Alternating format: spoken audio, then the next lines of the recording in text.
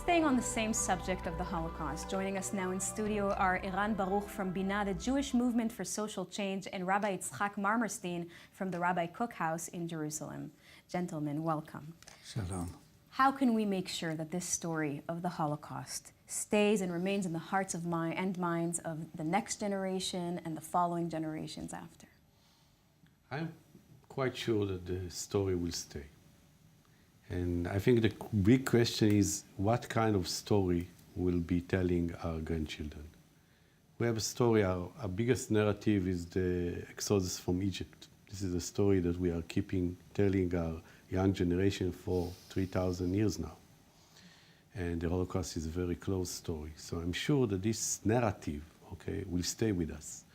I'm quite aware to the fact that there's some kind of conflict between the two stories, between the big story of Exodus, which is a very educational, very optimist story, and a very brutal, hard story of the Holocaust. There's conflict between the stories.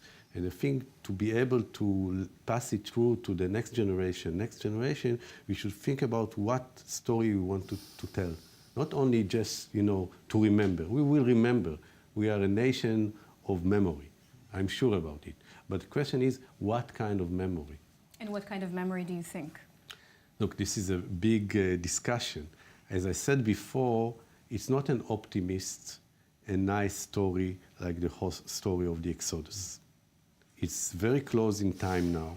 It's very, we see the picture, we hear the testimonies, and it's not easy. And I'll say that you can victimize yourself and say, okay, they wanted to kill me, and I'm here strong, and I don't care less about what's going on.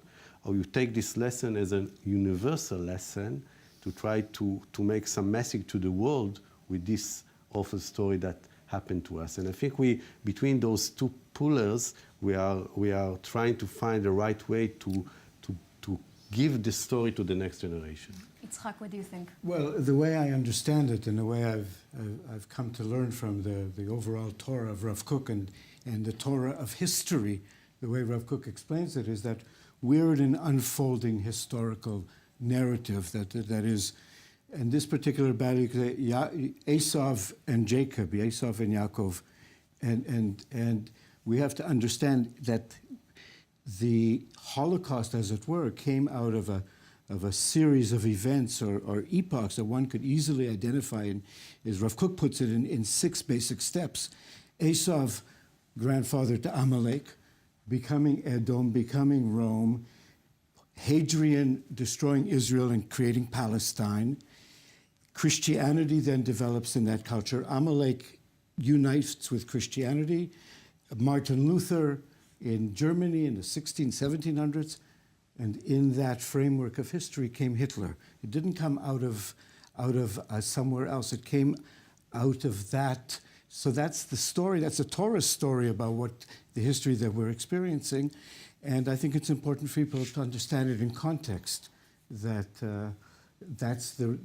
that's our understanding of the Holocaust. In fact, if you read in Deuteronomy 30, the series of curses that we may go through, I went through those with somebody who was in Auschwitz for 5 years, and every single pasuk he said, oh yeah, this was this, this was this, this was this. There's an unfolding story here, but the good news is it's going to get better. Mm-hmm. And going back to my question, how do you think we can make sure that these memories and this story keeps going, is kept alive? Well, because then the challenge for us is, how are we to fix this? What are we going to do in order to respond to this so this sort of thing no longer happens to anybody? And we have to invite all the continuing generations of Israel to participate in that. It's not just to remember what happened then, but it's to participate in the fixing that the world needs, and it's for Israel to be very strong agents in. Mm-hmm. You two are both second-generation Holocaust survivors, is that right? What was that like, growing up at home? I think my father, who was a child during the Holocaust, didn't speak a lot about what's going on. He said he forgot. which some of it probably true, and some of it is more than, I think he was afraid to give us this trauma when we were kids. And I think this is part of what I'm saying, trying to shape a message that a young person in this generation can digest. And it's not simple. When I took my son, when he was a bar mitzvah, to Sarajevo, the city where my father was born, and he went to the old city and hear the stories, I saw my father, my late father, trying to make it, I mean, not so traumatic as it probably was, because for a certain young Israeli to hear this story, you should think about, you know, every story that you tell, people will take some of it out to their life. Mm-hmm. And this, I'm not, Sivan, I'm sure, as much as you ask again, this story will remain. You know that in the Pew Survey in United States, the Jews mentioned the Holocaust in the second place of their Jewish identity. Mm-hmm. I'm sure that it will stay with us. The question is, what is the message? How we shape, you know, this big trauma in the flesh, in blood of our nation. It's very close in time. And what is the lesson? What is the lesson for the Jewish people? What is the lesson for the world? What is the lesson for us as a Jewish society in Israel, who has a Knesset, yeah, who has a police, who has an army, who has good economy? What is the message from the Holocaust for us as a Jews today here? Mm-hmm. I'm sure we will remember. Our grandchildren will remember the Holocaust. That's very interesting. So I'd like to respond to that, yes. actually, because I think that the primary message and lesson of the experience is that my mother was in Auschwitz. Most of my father's family was in Auschwitz in her family. And so I grew up knowing there was a great darkness. And so then the question in my life became, well, where's the light? Where's the light? And that brought me to serious study of the Torah. And it brought me to the teachings of Rav Kook, which are extraordinary and illuminated expression of the Torah.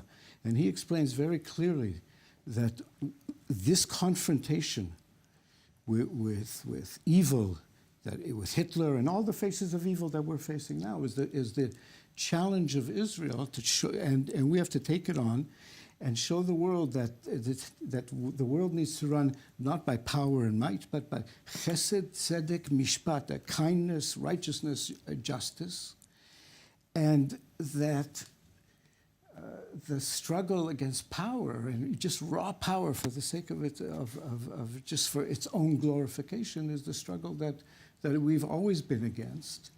And the good news is that we're on the side of the unfolding of the good in the world. We're sincerely committed to bringing good into the world, and the power of good is much greater than the power of evil. That's a small band of our bandwidth of experience.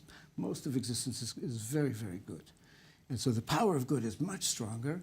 And finally, there's a prophecy where Rav Kook says there'll come a day when the brotherly love between Isaac and Ishmael and Jacob and Esau will reassert itself and bring us back into an experience of harmony personally and planetarily. So I can't help but ask, you mentioned two parents who survived Auschwitz. Was that something that was spoken about at home? Did you feel it growing up? I felt it very much so, and it was spoken about in the sense of not spoken about, because as soon as there was something on the radio or on the TV, my mother would leave. So then I just went and read in the library every book I could, because to find out what really happened. Yeah, I think that the understatement of those generation is very, very strong by not saying and by being very careful. And I find it very hard to interpret the Holocaust or find reasons or to ask the question, where was God during that 5 or 6 years? And I try to learn lesson from the Holocaust that we as Jews should be very, very thankful about the people who are suffering, about the refugee, about the widow, about people who are suffering. I mean, this is something that I take out of it for my lesson to the next generation. Thank you both very much. That's very interesting input. Thank you. Let's take a short break, but please don't go anywhere. We have much more coming up here on Holy Land Uncovered.